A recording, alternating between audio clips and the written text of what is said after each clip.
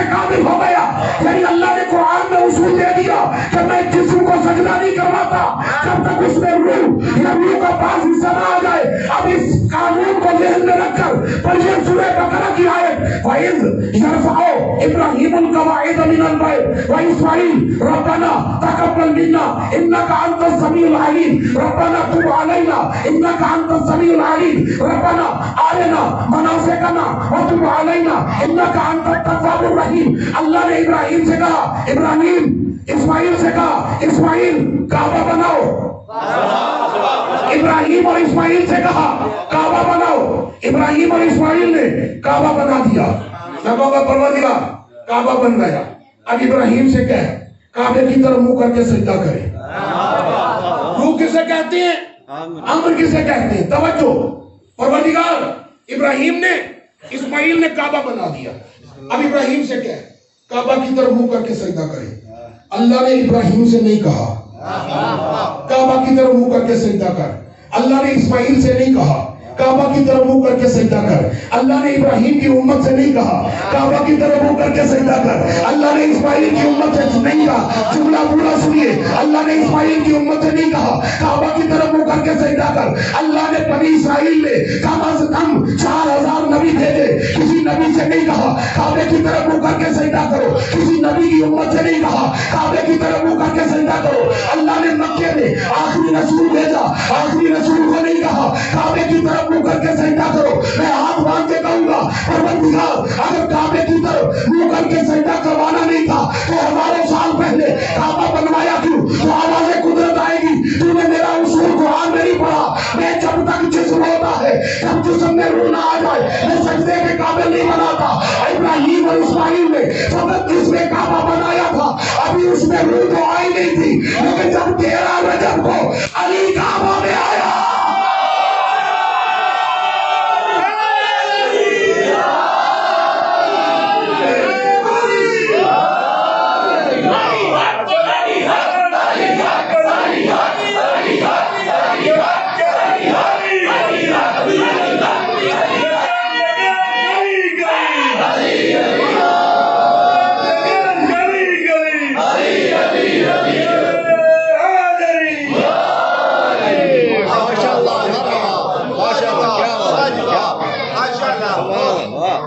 میرا اصول یہ ہے میں جسم کو سجدہ نہیں کرواتا.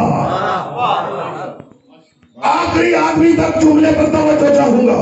میں جسم کو سجدہ نہیں کرواتا جب تک جس میں روح نہ آ جائے. ابراہیم اور اسماعیل نے فقط جس میں کعبہ بنایا تھا, ابھی اس کعبہ میں ابھی اس جس میں کعبہ میں روح تو آئی نہیں تھی. لیکن جب 13 رجب کو علی کعبہ میں روح بن کر نازل ہوا, جملہ لیجیے, میں جسم کو سجدہ نہیں کرواتا. آمر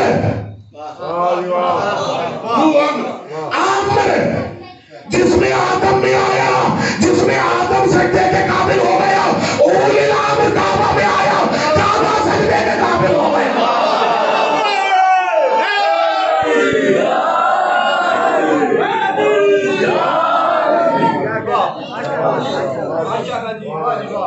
یہ ہے امر رسول, ہم نے آپ کو شریعت امر عطا کی. کشاف حقائق امام صادق علیہ السلام. اللہم صل علی محمد و آل محمد. ارشاد فرماتے ہیں بسم اللہ انظر الینا نحن امر اللہ. ہماری طرف دیکھو, ہم اللہ کا امر ہیں. امام رضا مسجد نبوی میں بیٹھے ہیں, اصحاب سے مسجد کھچا کھچ بھری ہوئی, جس طرح آپ ماشاءاللہ ہال فل ہے, اصحاب سے مسجد کھچا کھچ بھری ہے. امام فرماتے ہیں میں تمہیں ایک بات بتاؤں, تم سے ایک سوال پوچھوں. اصحاب نے کہا مولا فرمائیے. مولانا فرمایا کیا تم جانتے ہو, بھائی میری طرف توجہ رکھیے گا, کیا تم جانتے ہو کہ یونس کو مچھلی نے کیوں نگلا تھا؟ میں آپ کو زمین پہ بیٹھنے نہیں دوں گا, یہ میرا وعدہ ہے. کیا تم جانتے ہو یونس کو مچھلی نے کیوں نگلا تھا؟ اصحاب نے کہا کہ اپنا رسول اللہ آپ بہتر جانتے ہیں۔ مولا نے فرمایا یونس کو مچھلی نے اس لیے نگلا تھا کہ یونس نے ہمارے جد علی کی ولایت کو قبول کرنے میں تھوڑا سا توقف کیا تھا۔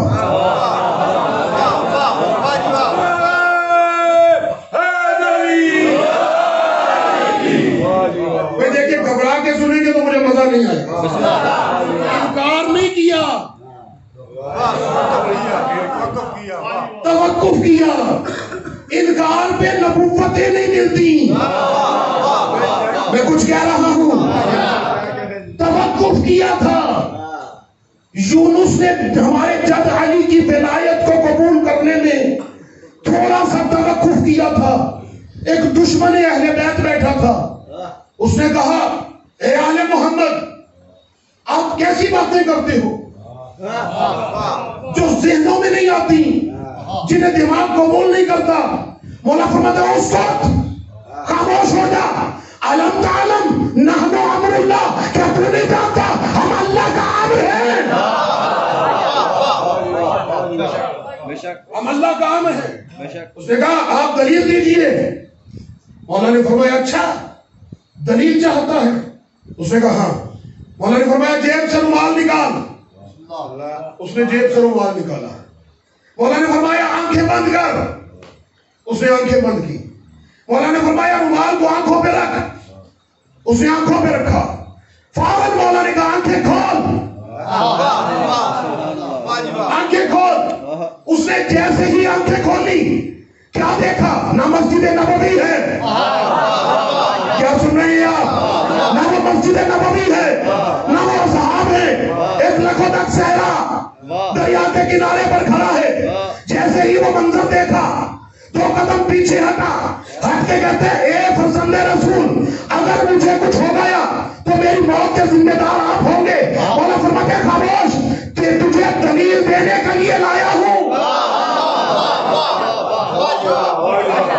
مجھے دلیل دینے کے لیے لایا ہوں۔ اب یہ خود روایت کرتا ہے، کہتا ہے میں کھڑا ہوں، ساتھ امام رضا کھڑے ہیں۔ امام نے دریا کے کنارے پہ کھڑے ہو کر کہا ایتھا الحوت، اے وہ مچھلی جس نے یونس کو نگلا تھا پانی سے باہر آ۔ کیا سن رہے ہیں آپ؟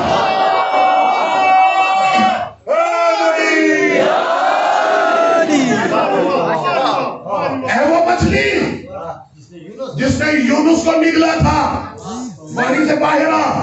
اب یہ شخص روایت کرتا ہے پانی میں تلاطم پیدا ہوا، ہلچل پیدا ہوئی، ایک دیو قامت مچھلی باہر آئی۔ اب جملہ لیجئے اور ضائع کیا تو مجھے خدا کی قسم دکھ ہوگا۔ وہ کہتا ہے دریا کے پانی میں تلاطم پیدا ہوا، ایک دیو قامت مچھلی باہر آئی اور باہر آ کر سر کو باہر نکال کر کہتی ہے السلام علیکہ یا امر اللہ، اے اللہ کے امر آپ پر میرا سلام۔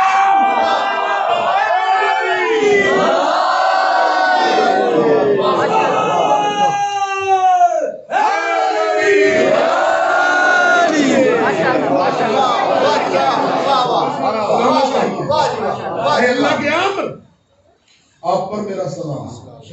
یہ شخص کہتا ہے امام رضا نے فرمایا ایتھا الحوت لما تاکل یونس، اے مچھلی بتا تو نے یونس کو کیوں نگلا تھا،